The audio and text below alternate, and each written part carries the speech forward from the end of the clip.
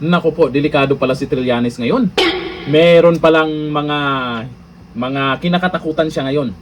Pero, imbis na maawa sa kanya yung mga tao, sa balitang to, dami na namang tawang-tawa sa pinagyayaw-yaw niya. O ayon dito sa news ngayon, nako, ewan ko lang kung totoo ba ito. Kasi ang sabi ng iba, drama na naman yan. O ayon dito, ibinunyag ni dating Senador Antonio Trillanes na nakatanggap umano siya ng marami. Okay, ang dami daw.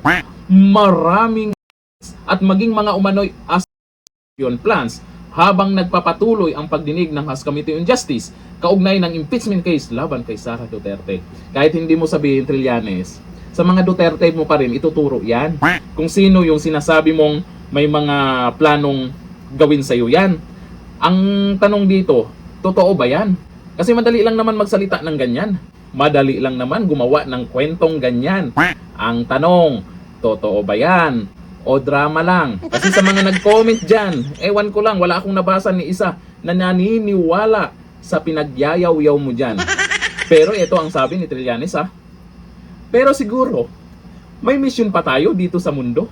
Kaya nandito pa rin tayo. Anong mission mo? Ha? Siraan ng mga Duterte? Ha? Magpapatawa sa taong bayan? Ha? Hindi ka naman nagjo-joke pero maraming tawang-tawa sa'yo. Ha? Kaugnay ito ng kanyang paglahok bilang resource person sa mga isyong tinalakay sa impeachment proceedings laban sa Vice Presidente. Ayun na nga. Eto, ewan ko lang, nagpaawa effect lang ba to? O totoo ba ito? Ay, mabahala din naman tayo no? Kung totoo man yung sinasabi niya no? Mabahala din tayo kasi delikado din to. Delikado si Trillanes dyan. Alam niyo sa totoo lang, maganda rin talaga na magiging ligtas din si Trillanes sa ganon. Sana maging ligtas siya at hindi po, kung totoo man yan, sana hindi darating ang panahon na mapahamak siya. Kasi ang hinihintay po natin, kung saan siya magtatago kung si VP Sara na ang presidente. Kasi ang sabi nila, matapang daw si Trillanes. Kaya naihi, di ba? Matapang daw.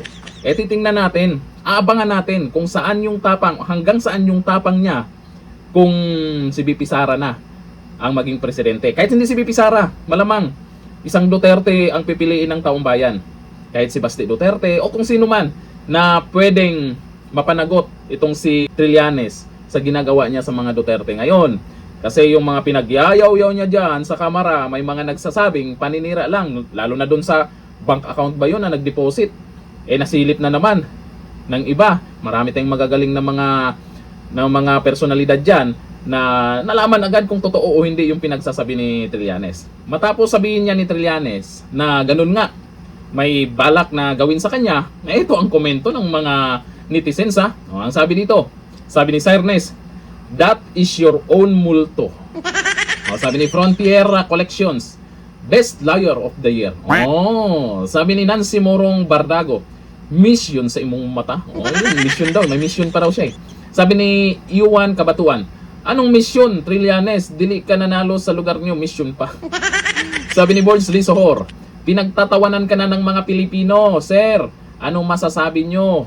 Yun nga, akalain nyo ganyan na yung sinasabi ni Trillanes. Delikado siya pero pinagtatawanan pa rin siya. Ibig sabihin lang yan, wala nang naniniwala sa'yo, Trillanes. Ayus-ayusin mo kasi yung mga inilabas mong ebidensya na talagang dapat yung totoo lang. Para naman ay may maniniwala sa'yo. Halata talaga na gagawa ka ng paraan para lang mapa-impeach si VP Sara.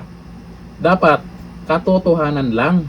O ngayon, ang resulta, sablay ka na naman at patuloy kang pinagtatawanan na lang. Hanggang dito lang, thank you.